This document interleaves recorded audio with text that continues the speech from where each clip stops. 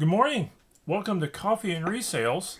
My name is Ryan. I get stuff from yard sales, garage sales, thrift stores, and various other places and try to make a few extra bucks online. Apparently, I got a few dozen of you came over from another channel. Small town bookseller. John, thank you. Thank you for the shout out.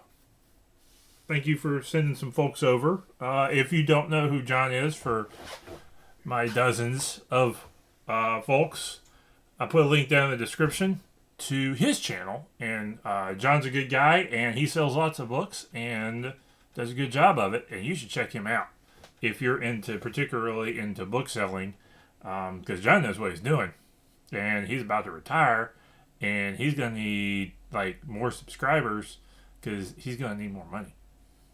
Maybe. Go ask John. He's a good guy. Anyway, what we do here, what I do a lot of is books. Particular expertise, I guess, is religious books. I'm the kid who paid attention in Sunday school. And I go to a kind of theology-heavy church. And so that's kind of what I know. Also, science fiction, fantasy, older books.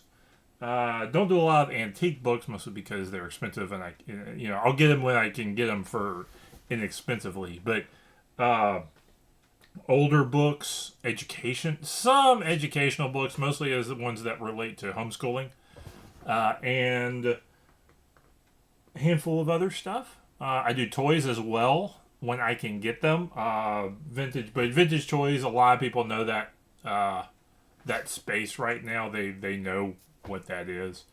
G.I. Joe's, Transformers, that sort of stuff. So people know that world a lot more. So that's like actually a heavier competitive market. So it's actually harder to get some of that stuff. And I get a smattering of other stuff when I can get to it. So that's what I do.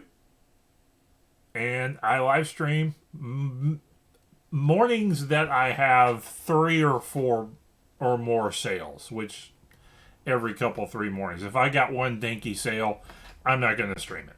But I live stream most mornings and post the video later in the day, later in the week.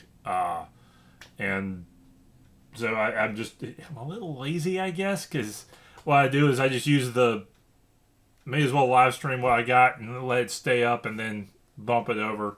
So, that's what I do. So, thank you for all you, handful of you new folks coming in to view the channel. I answer questions when I can. I'm actually probably later this week. I had a real good question regarding how you sell books, how you find them, how you sell them. And I'll probably dive into that later this week. So be watching for that. I'll address that because that's a good question. Probably should answer it every now and then. So that's what's going on.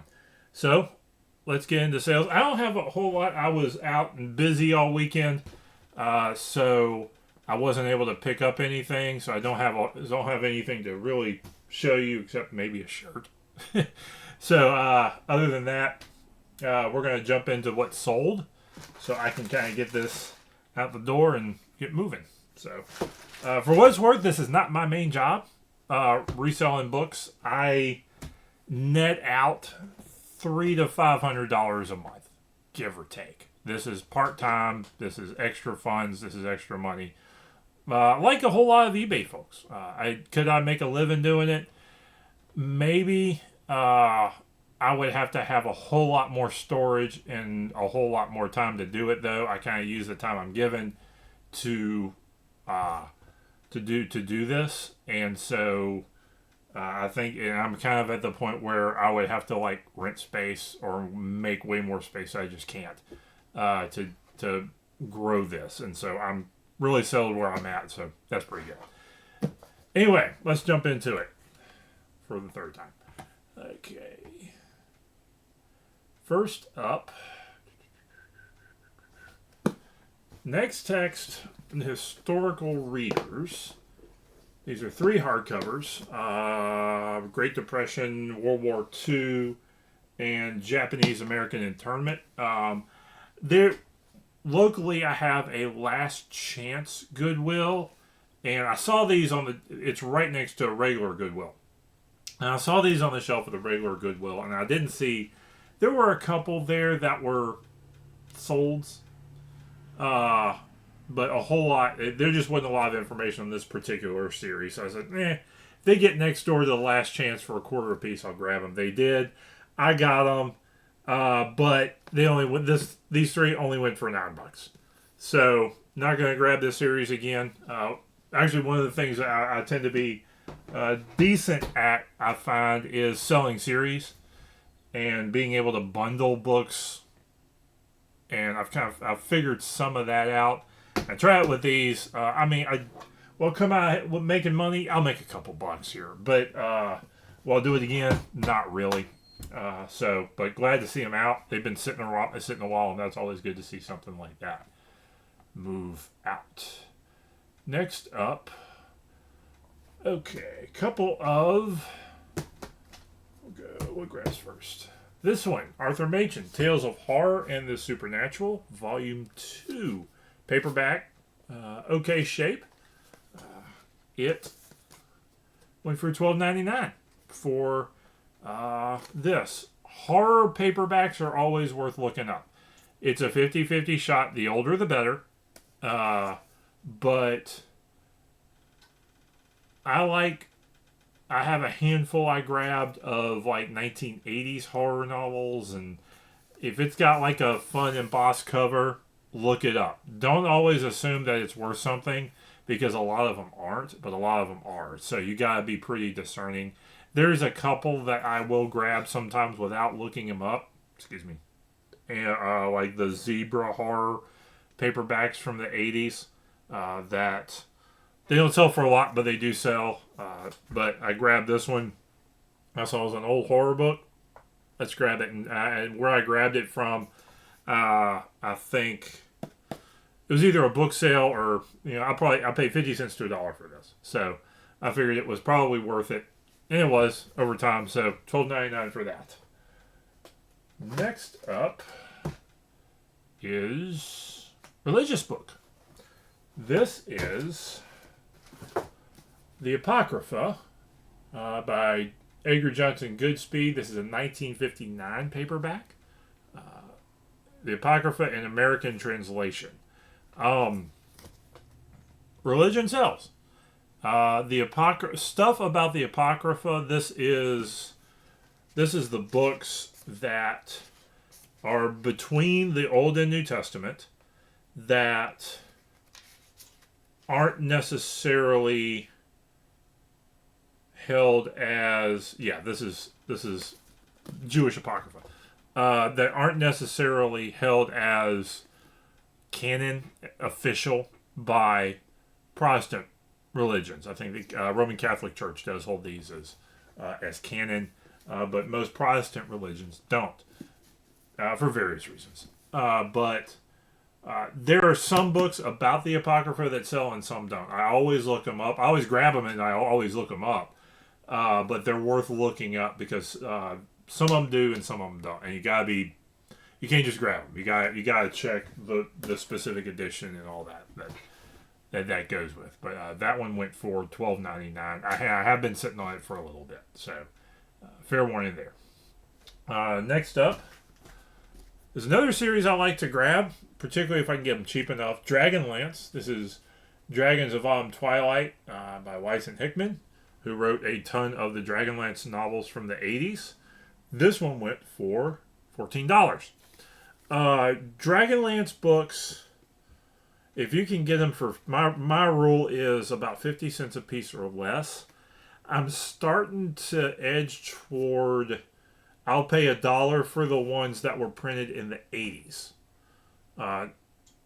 Then that's what this is. There is a later edition of this that's like a $2 or $3 book. This one, the ones that are coming out from the 80s, are looking like they are getting worth a little bit more. Those seem to be coming up in price a little bit. So you gotta check and make sure it's one of the old versions. This one's beat up. If this was in like really nice shape, this is a $20+ book. But this one has some wear to it. But it is the 1980s Dragonlance book. So Dragonlance, I have found, are usually worth lotting up if you can get them for my like I said, line there is about 50 cents a piece or less. And there are some that had a limited print run. Dragonlance and any of the D&D books. Some of them, if they had a limited print run, you need to look out because there are some that go way high, and there's some that are like, but I have actually come across a few that because the print run was so limited, the value's a lot more because they're harder to find. So, next up, Mad Max Beyond Thunderdome. Didn't know they wrote a book for it. Did you? $14.99 for this paperback. So I snagged it. I think a couple back in February. I think it was February, March. There was a big dump of fantasy and science fiction at my local Goodwill. And paperbacks, adult paperbacks are $1. And I loaded it up. I mean, there was times I just didn't even bother looking stuff up. I just loaded up on them because I knew minimum I could load them up. There was another big dump last couple weeks, and I'm kind of interested to see how some of those do. So sci-fi you do have to look up though. You got to be careful with. It's one of those genres that I wish they were. I feel that they should be worth more. Particularly the old science fiction that has like the really bizarre drug-induced covers on them, but they don't sell as well as I think they should. Unless I did come across, I got a bunch of Heinlein and Asimov from that era, from the 60s, 70s, tend to do pretty decently. A couple other authors are worth looking up as well, but it's one of those you need to look them up and create a knowledge base. You can't just grab them. You need to study them and look them up. Unless you can get them for about 25, 50 cents a piece, then sometimes you can lot them up and do okay there. All right, finally, and what John was talking about that sent y'all over here a little bit, Bibles. I sold 2 Bibles, one for $35, one for $44. This is actually a box of books that was given to me by a friend at church. Said just sell it, keep the money, which is always nice. So, and we'll go into that. The first one, this is HCSB Large Print Compact Bible, brown tan, leather touch is like the name of this, the cover that they have. It's large print, but it's a compact Bible, which makes it normal size print, like this Bible. Okay. Selling Bibles is about finding a Bible that has something particular with it. I hate to say your base model. Your basic Bible, paperback, King James, NIV, NASB. New American Standard, New International Version, King James Version. Those Bibles don't do real well selling on eBay. What you want is something particular about your Bible that makes it worthwhile to sell, I guess is the best way to put it. That people are looking for in a personal Bible. Or a study Bible or something like that. And so, nice covers. Bibles with nice covers. Always make sure that this dedication page, this first page in the Bible, is clean and is not written in. Sometimes you can sell it if it's a high-end Bible. Sometimes it pulls the value down, but you can still sometimes sell it. And no writing or highlighting you want a clean Bible with no writing. So, because those tend to not sell well. Now, other things that make a Bible sell. One, this is compact. That's a good verb. Compact leather mount. Or faux leather or something like that. That's a good thing. Red letters, words of Christ in red. Now, words of Christ in red by themselves don't necessarily make a Bible saleable, but and most Bibles have it, but not all.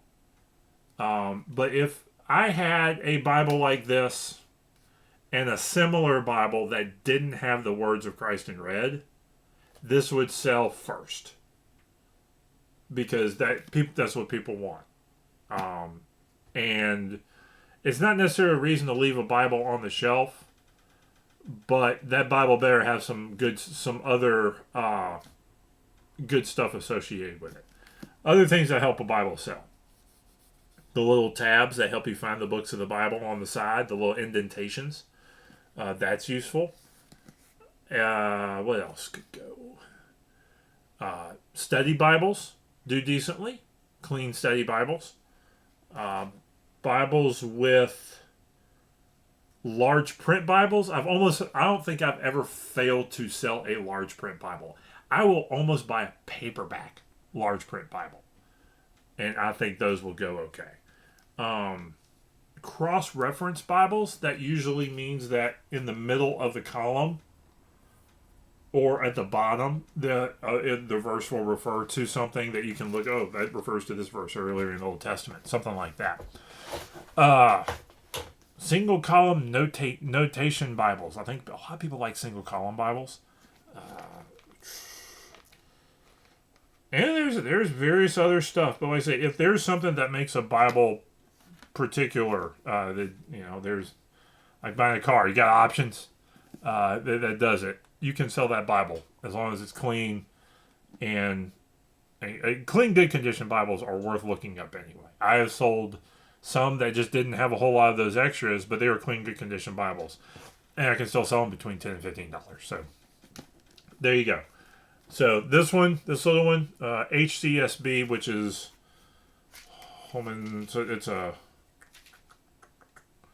Holman Christian Standard Bible. This is almost like a kind of a modern one, I think, that the Southern Baptist kind of produced. So there's that one. The other one, $44 for this one. This is a New King James Holman genuine leather Bible.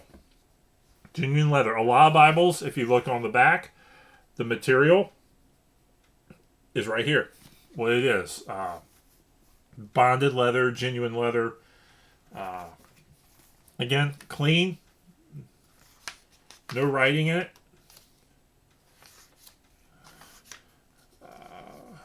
Words of Christ in red. Middle column.